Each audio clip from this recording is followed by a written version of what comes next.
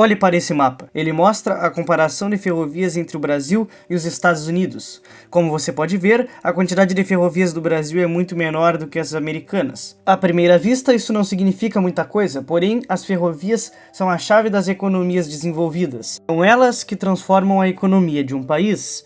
Entre seus benefícios temos um menor custo de operação, sendo bem mais barata e eficiente do que as rodovias. Também temos uma alta capacidade de carga, pois um trem carrega muito mais produtos do que um caminhão comum, especialmente as commodities. Além disso, as ferrovias são muito mais seguras contra roubos e também mais eficientes por carregarem mais recursos gastando menos, e também por facilitar o escoamento e não causar congestionamento em rodovias.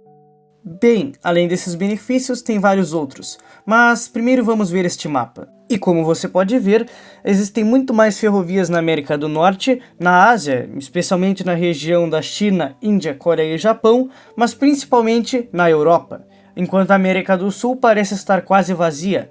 Mas afinal, por que o Brasil não tem ferrovias? Tudo começa com um decreto assinado em 31 de outubro de 1835, pelo então regente Diogo Antônio Feijó. Estabelecia ali as primeiras normas para a construção ferroviária no território nacional. Essa iniciativa do governo, embora muito ativa para criar leis, foi pouco eficiente para colocá-las em prática. Acabou se resumindo à simples expedição de normas. Por se tratar de um empreendimento pioneiro, a primeira ferrovia brasileira foi uma iniciativa isolada, sem visar a uma continuidade ou a consequências econômicas mais amplas. Apesar do longínquo sonho de estendê-la a Minas Gerais, tratava-se sobretudo de uma novidade tecnológica, ao gosto de seu construtor, Irineu Evangelista de Souza, o Barão de Mauá, e também do jovem imperador Dom Pedro II, aficionado por pesquisas e inovações científicas. A ferrovia tinha finalidade limitada, destinava-se a cobrir uma parte da ligação entre a cidade do Rio de Janeiro e Petrópolis. Fundada em 1843, Petrópolis tornara-se a capital de verão na época do Império, em vista da temperatura amena propícia por seu clima e altitude. Naquele tempo, uma viagem entre as duas cidades começava na Prainha, atual Praça Mauá, no Rio de Janeiro, de onde se partia de barco rumo à margem norte da Baía de Guanabara. Daí, subia-se de carruagem ou cavalo até os 800 metros de altitude de Petrópolis, um percurso terrestre de aproximadamente 25 quilômetros. A primeira ferrovia cobriu apenas o trecho desse percurso. Era o que permitia as limitações técnicas da época. A concessão para construí-la foi dada pelo governo da então província do Rio de Janeiro, em 27 de abril de 1852, tendo as obras sendo iniciadas em 29 de agosto, na localidade hoje denominada Guia de Pacobaíba, na praia de Mauá, ao norte da Baía de Guanabara. Em 6 de setembro de 1853, um trem correu pela primeira vez no território brasileiro, percorrendo 2,8 quilômetros da ferrovia ainda incompleta. Após a conclusão da obra, ela era oficialmente a primeira ferrovia construída no Brasil, o que foi importante por marcar a introdução de uma nova tecnologia moderna no país e simbolizar a entrada do Brasil na era ferroviária. Mesmo com o impacto econômico limitado naquele momento, ela representou um avanço na infraestrutura e estimulou o debate sobre transportes mais eficientes e demonstrou o potencial das ferrovias para integrar o território e apoiar o desenvolvimento econômico no futuro. A extensão ferroviária após Mauá foi impulsionada pela economia cafeeira e pela necessidade de ligar o interior do Brasil aos portos, com a criação de grandes linhas, como a Estrada de Ferro Dom Pedro II e a São Paulo Railway. O sistema deixou de ser isolado para se tornar o principal motor da modernização e surgimento de novas cidades no Segundo Reinado. A extensão dessa malha cresceu de forma acelerada, conforme o Império chegava ao fim. Se em 1854 tínhamos apenas 14,5 km de trilhos, em 1870 esse número saltou para 740 km. Mas o verdadeiro boom ocorreu na década de 1880, impulsionado por leis que garantiam juros aos investidores estrangeiros. Em 1889, ano da proclamação da República, o Brasil já contava com aproximadamente 9.200 quilômetros de ferrovia em operação e com outros 9.000 quilômetros em construção ou em projeto. Esse sistema, no entanto, era fragmentado, funcionava como tentáculos que ligavam áreas produtoras aos portos, sem necessariamente conectar as províncias entre si. A Primeira República, entre 1889 e 1930, representou o período de maior crescimento físico da malha ferroviária brasileira, mas também consolidou problemas estruturais graves, decorrentes do modelo de incentivos herdados e ampliados do Império. O sistema de taxa de juros, embora tenha atraído capital estrangeiro, especialmente britânico, criou um cenário onde muitas empresas focavam no lucro garantido pelo Estado em vez da eficiência operacional.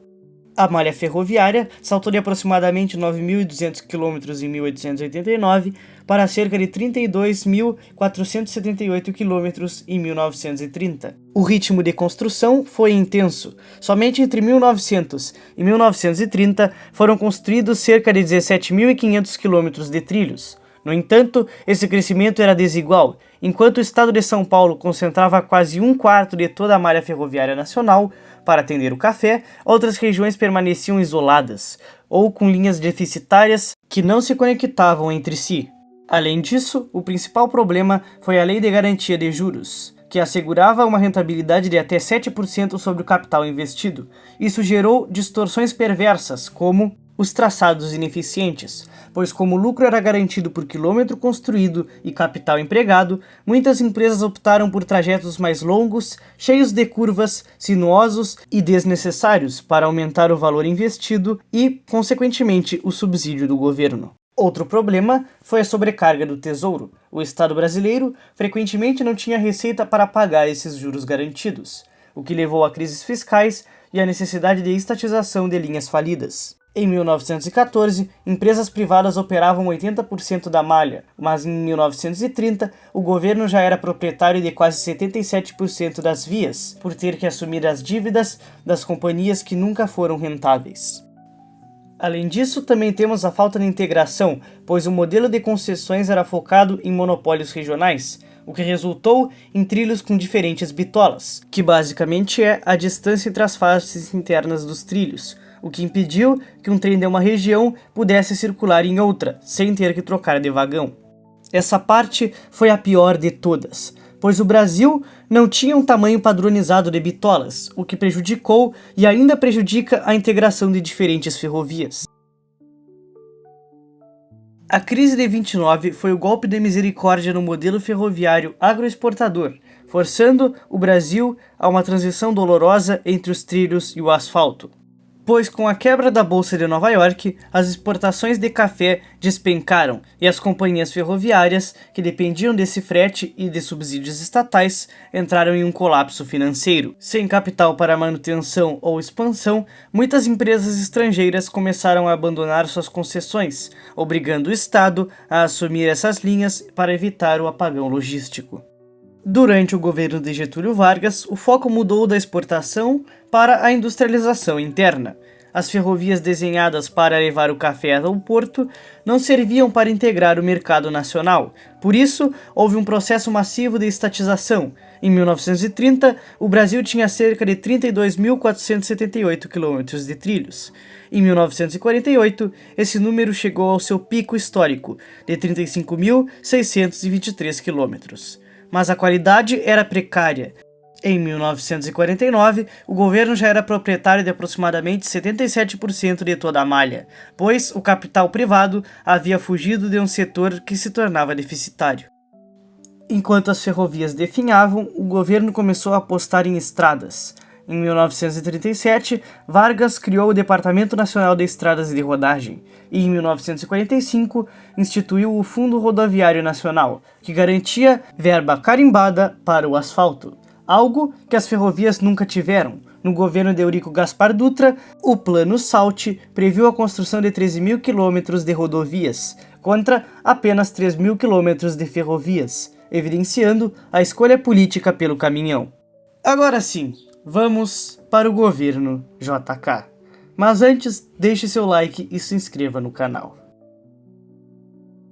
O governo de Juscelino Kubitschek é frequentemente apontado como um ponto de inflexão definitiva que priorizou o asfalto em detrimento dos trilhos. Através do seu plano de metas, cujo lema era desenvolver o Brasil 50 anos em 5, JK buscou acelerar a industrialização brasileira, Mas essa modernização teve um custo alto para a infraestrutura ferroviária, que já vinha debilitada de décadas anteriores. O Programa de Metas foi um programa de desenvolvimento econômico ambicioso, proposto por 31 objetivos divididos em 5 setores fundamentais: energia, transportes, alimentação, indústria de base e educação, além da principal meta, que era a construção de Brasília. O foco era remover os gargalos que impediam o crescimento industrial. No setor de transportes, no entanto, a meta era clara: integrar o país por meio de rodovias para dar suporte à nova indústria que estava chegando, a automobilística. Sim, Juscelino Kubitschek quis aplicar um sistema carrocentrista em um país tipicamente agrário. Esse é o Brasil. Mas embora o plano de metas previsse investimentos em ferrovias, a prática foi muito diferente. JK atraiu as grandes montadoras multinacionais, como a Volkswagen, Ford e GM. O objetivo era garantir a visibilidade desse mercado. O Estado precisava oferecer estradas. O resultado foi uma inversão dramática de prioridades, como a abertura de rodovias. Durante o governo JK, foram construídos cerca de 13 mil quilômetros de novas rodovias. Com destaque para a Belém-Brasília, o investimento rodoviário absorveu quase 70% de todos os recursos destinados ao setor de transportes do plano, o que prejudicou as ferrovias.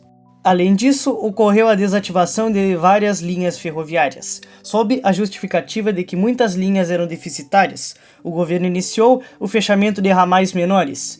Em 1957, JK criou a Rede Ferroviária Federal S.A., na tentativa de unificar as 18 ferrovias estatais e reduzir os prejuízos. Mas a empresa já nasceu sufocada pela falta de novos investimentos em tecnologia. E também, é claro, o abandono técnico. Enquanto o mundo desenvolvido investia em eletrificação e alta velocidade, o Brasil mantinha locomotivas a vapor e bitolas incompatíveis. O foco do plano de metas, na indústria de base, fornecia aço e energia para carros e caminhões, não para trilhos e vagões. Então, ao fim do mandato de JK, a matriz de transportes brasileiras havia mudado drasticamente. Em 1952, as ferrovias ainda transportavam uma fatia considerável da carga nacional. Em 1960, o transporte rodoviário já dominava com folga. O prego no caixão não foi apenas o fechamento de linhas, mas a escolha política e financeira de não modernizar a malha existente, condenando-a à obsolescência tecnológica enquanto o asfalto recebia vultuosos subsídios públicos. Após a saída de Juscelino Kubitschek em 1961, o Brasil mergulhou em uma instabilidade política que paralisou grandes investimentos ferroviários. No curto governo de João Goulart, o plano trienal tentou sem sucesso reorganizar as finanças das ferrovias estatais, que já operavam com déficits crônicos, superiores a 1% do PIB nacional. Com o golpe de 64, a visão estratégica mudou. Os militares passaram a enxergar as ferrovias sob a ótica da doutrina de segurança nacional.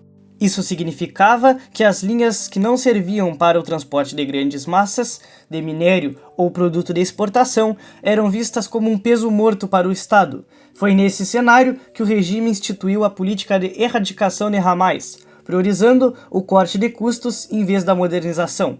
Entre 1966 e 1970, o governo desativou cerca de 6 mil quilômetros de trilhos, sob o argumento de que o caminhão era mais eficiente para levar o progresso pelo interior. Na década de 1970, durante o milagre econômico, o governo militar tentou equilibrar o jogo com projetos de engenharia monumentais, mas que sofriam de grandes erros de planejamento. O exemplo mais notório foi a Ferrovia do Aço, projetada em 1973, para ligar a região de Belo Horizonte aos portos do Rio de Janeiro e São Paulo. Em apenas 1000 dias, o projeto já foi uma catástrofe financeira. A crise do petróleo de 1973 e 1979 drenou os recursos, e a obra, que deveria ser totalmente eletrificada e moderna, foi inaugurada apenas em 1989, de forma incompleta, sem eletrificação e custando mais de 4 bilhões de dólares, quase 10 vezes o orçamento inicial. Enquanto isso, em São Paulo, a criação da FEPASA, em 1971, tentou salvar o que restava das ferrovias paulistas. Mas a falta de uma política federal integrada fez com que ela fosse gradualmente sucateada, em favor das gigantescas rodovias que cortavam o estado, como a Rodovia dos Bandeirantes. Ao chegar ao fim da ditadura, em 1985, o Brasil já havia consolidado uma matriz de transportes profundamente desequilibrada. A rede ferroviária federal acumulava uma dívida astronômica e uma infraestrutura parada no tempo, como locomotivas sucateadas e uma média de velocidade comercial baixíssima, enquanto a malha rodoviária pavimentada saltou de cerca de 13 mil quilômetros em 1964 para mais de 120 mil quilômetros em 1985. As ferrovias perderam espaço, até para o transporte de passageiros de longa distância, que foi praticamente extinto. O resultado desse período foi a transformação definitiva das ferrovias brasileiras em corredores de exportação de carga pesada, abandonando a vocação original de integração nacional e transporte de pessoas, que havia florescido no século anterior. Após o fim do regime militar, a RFFSA tornou-se um símbolo da crise fiscal do Estado brasileiro, acumulando prejuízos bilionários e operando com equipamentos obsoletos. Em 1992, a estatal foi incluída no Programa Nacional de Desestatização e entre 1996 e 1998, durante o governo de Fernando Henrique Cardoso, a malha ferroviária foi fatiada em 6 concessões regionais. O objetivo era desonerar o tesouro e atrair investimentos privados. Embora a privatização tenha aumentado a eficiência do transporte de minério e grãos, ela selou o fim definitivo do transporte de passageiros de longa distância. Foi quase suprimido pelas novas concessionárias, por não ser lucrativo. Após a privatização nos anos 90, o sistema ferroviário brasileiro passou por uma fase de especialização extrema. As novas concessionárias focaram em investimentos pesados apenas nos corredores que traziam lucro imediato, o minério de ferro e o agronegócio. Isso gerou um fenômeno de ferrovias de 2 velocidades. De um lado, trechos como a Estrada de Ferro Carajás tornaram-se referências mundiais de eficiência e tecnologia. De outro, milhares de quilômetros de trilhos no interior do Nordeste e Sudeste foram simplesmente abandonados pelas empresas, pois o custo de manutenção superava o lucro dos transportes de cargas menores. A partir dos anos 2010, o foco mudou para a integração logística. O projeto da Ferrovia Norte-Sul, que se arrastava desde o governo Sarney, tornou-se o eixo central dessa estratégia. Em 2023 e 2024, a conclusão do Trama Central permitiu, pela primeira vez, que um trem atravessasse o coração do Brasil, ligando o Porto de Santos aos portos do Maranhão. Entretanto, o grande gargalo da Sexta República continuou sendo a matriz de transportes. O país permaneceu refém dos caminhões para o transporte de produtos industrializados, mantendo as ferrovias como corredores de commodities. Hoje o Brasil possui cerca de 30.600 quilômetros de ferrovias operacionais, mas o sistema permanece profundamente desequilibrado. Apenas 20% da carga nacional circula sobre trilhos, contra mais de 60% nas ferrovias. A malha atual funciona como um corredor de exportação, onde 75% de tudo que é transportado resume-se a minério de ferro e soja. Para tentar romper essa estagnação, foi instituído o novo Marco Legal das Ferrovias, que permite o regime de autorização, onde as empresas privadas podem construir e operar suas próprias linhas sem depender de leilões complexos. Para 2026, o governo projeta investimentos de até 140 bilhões em novos leilões e renovações de contratos. Grandes obras como a Ferrovia Norte-Sul e a Transnordestina são as apostas para integrar o interior aos portos. Contudo, o setor ainda enfrenta o custo Brasil. A construção de cada quilômetro de trilho custa, em média, 25 milhões de reais. O grande desafio para os próximos anos é aumentar a densidade da malha, que ainda é muito baixa comparado a países como os Estados Unidos ou a China. E também resolver gargalos históricos, como a falta de conexão entre diferentes bitolas e a invasão urbana nos trilhos. Bem, como eu havia dito no início, as ferrovias são as artérias da economia, pois são mais eficientes do que as rodovias. O Brasil perdeu seu grande impulso da época da Primeira República, por causa dos imensos erros que foram cometidos. Mas ainda assim, o Brasil poderia ter se recuperado, porém nós escolhemos um caminho diferente. É claro que as rodovias não são ruins, porém, para transportes de longa distância e principalmente de mercadorias, a ferrovia se sai muito melhor, sendo essencial para economias desenvolvidas. O Brasil ainda assim teve um espaço de tempo que poderia ter se recuperado, principalmente após a Era Vargas, poderiam ser aplicadas leis sobre o tamanho das bitolas, ou até destruir grande parte e construir de novo, assim privatizando novamente, pois, ainda assim, as ferrovias dariam lucro. No longo prazo, compensaria o investimento, mas é claro, como eu disse no último vídeo, no Brasil temos outra questão, a questão da popularidade, pois construir uma ferrovia leva tempo e não gera uma popularidade imediata. Já a construção de uma rodovia é rápida e gera um ganho de popularidade no curto prazo. Então, o que nos resta é apenas esperar se vamos conseguir reverter o problema do setor ferroviário que enfrentamos há um século, ou se a logística brasileira seguirá improdutiva e ineficiente.